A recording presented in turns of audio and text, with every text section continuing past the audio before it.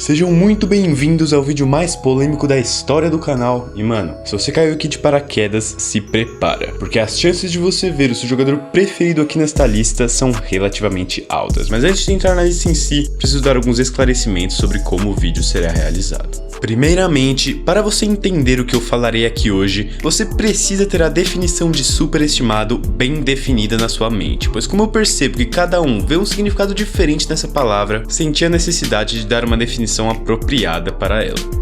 Um jogador superestimado não necessariamente é sinônimo de um jogador ruim, mas sim de um jogador que é visto pela maioria como alguém melhor do que ele de fato é, assim sendo avaliado acima do seu valor real, o que o torna overrated.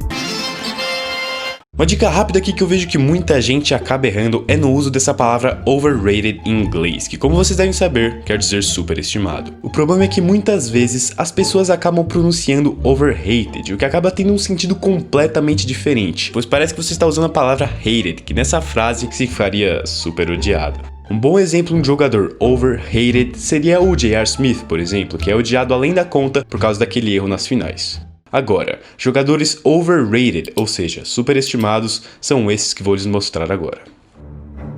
Número 5, Kyle Kuzma. Para dar início aqui à nossa lista, precisamos falar do jogador dos Los Angeles Lakers, Kyle Kuzma. Embora ele tenha sido draftado bem tarde e sido até subestimado no início de sua carreira, desde que os Lakers fizeram aquele pacote de troca para adquirir o Anthony Davis, eu já vejo o Kuzma como um jogador um pouco superestimado. Pois não sei se vocês lembram, mas havia muita gente falando que ele era melhor e mais importante para a equipe do que o Brandon Ingram, argumento que hoje já não é nem um pouco válido. Aliás, Ingram faz médias muito melhores e é muito mais eficiente do que ele, além de ter evoluído bastante em relação à temporada passada, algo que não aconteceu com Kuzma.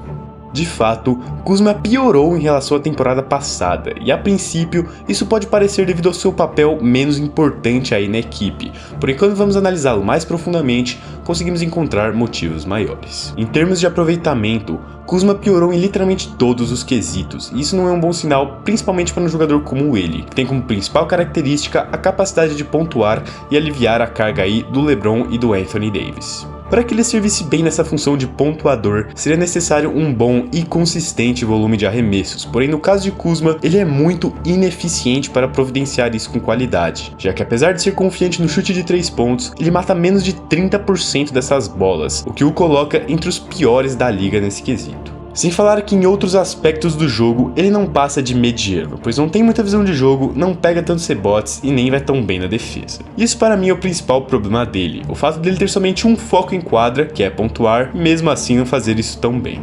De qualquer forma, ele ainda está no seu contrato de novato e ganha bem pouco, o que o torna um jogador valiosíssimo para os Lakers que necessitam de atletas capazes que não ocupem muito espaço na folha salarial. Número 4, Rudy Gobert. O atual bicampeão do troféu de melhor jogador defensivo da NBA não conseguiu escapar aqui da minha lista, porém eu vou tentar explicar para você porque ele é um pouco superestimado, tanto pela mídia como pelos fãs. Como eu disse antes, ser superestimado não quer dizer ser ruim, e apesar de ser um bom jogador, Rudy Gobert tem algumas falhas graves em seu jogo que quase sempre são ofuscadas pelos seus altos números de tocos, e é por isso que eu decidi fazer esse vídeo, para expor coisas que geralmente não são observadas. Primeiramente, Gobert é muito conhecido por ser um dos principais defensores na liga, e com certa razão, pois as suas estatísticas de mais de 13 rebotes e 2 tocos por jogo realmente chamam a atenção e passam a impressão dele ser muito bom nesse quesito. Entretanto, quando Gobert enfrenta times que espaçam a quadra e jogam mais no perímetro, ele encontra extrema dificuldade em defender fora do garrafão, pois a sua agilidade é muito limitada e ele muitas vezes não consegue acompanhar o jogador do outro time. Um bom exemplo disso foi quando os Rockets eliminaram o Jazz dos playoffs em 2 temporadas consecutivas, onde Gobert jogou muito mal e não conseguiu ter o impacto defensivo que ele normalmente tem. Isso ocorreu muito por causa do estilo de jogo dos Rockets, que como vocês sabem, foca muito no arremesso de 3. Além disso, apesar de Gobert ser sim um dos melhores defensores da liga, ele não é o melhor como muitos fazem parecer, já que diferentemente do Antetokounmpo, por exemplo, ele não consegue marcar todas as posições, pois ele simplesmente não tem a mesma versatilidade de outros jogadores. Mesmo nas áreas em que ele parece dominar, as suas porcentagens de eficiência nesses quesitos ainda são inferiores às de outros jogadores, sem falar que ele ainda é bastante limitado ofensivamente. De qualquer forma, ele com certeza é um dos melhores pivôs da liga e parece agradar aí a diretoria do Jazz. Portanto, sem mais enrolação, vamos aí para o próximo. Número 3, Nikola Jokic. Mais um dos melhores pivôs da NBA aparecendo aqui na lista, só que desta vez será por alguns motivos um pouco diferentes. Não há como negar o fato de que Jokic é um dos melhores centers da liga, porém muitas vezes essa empolgação com ele acaba sendo meio exagerada e passa um pouco dos limites. Portanto, decidi colocá-lo aqui no vídeo e explicar para você porque eu acho que ele é superestimado. Para começo de conversa, eu acho que o Jokic está sem dúvida alguma, pelo menos entre os top 3 melhores pivôs da liga, talvez disputando ali com o Joel Embiid pelo pódio. No entanto, quando se trata dos Denver Nuggets, todos parecem apontar Jamal Murray como ponto fraco da equipe, alegando que ele não pode ser o segundo melhor jogador de um time que quer ser campeão. Mas cara, é aí que eu te pergunto, uma equipe que quer ser campeã pode ter Jokic como a principal estrela do time? Todos parecem achar que sim, mas eu sinceramente penso que não, pois apesar de ele ser um pivô diferenciado e habilidoso, ele é muito ruim na defesa e já faz muito tempo que um time liderado por um center não fica campeão na NBA. Aliás, a última vez em que um pivô ganhou o prêmio de MVP das finais foi em 2005, quando Tim Duncan levou os Spurs à taça. Faz tempo. Além disso, Jokic aparece nos top 10 de quase todas as listas de melhores jogadores da NBA, muitas vezes na frente de astros como Klay Thompson, Damian Lillard e Paul George, por exemplo. Só você dar um Google e você vai ver o quão superestimado esse cara é, principalmente pela imprensa americana. Agora, caso os Nuggets queiram de fato competir pelo caneco, ou eles terão que achar uma outra estrela para jogar ao lado de Jokic, ou eles terão que montar um elenco muito regular, profundo e talentoso. Essa é a única maneira que eu consigo ver os Nuggets vencendo e tendo o Nikola Jokic como principal jogador. Mas mano, sinceramente, se você ainda faz parte dos 94% que veem meus vídeos e não são inscritos no canal, você está desrespeitando o meu trabalho e impedindo que o basquete cresça cada vez mais no Brasil. Portanto, verifica aí se você está inscrito e já ativa o sininho. Número 2, Trae Young.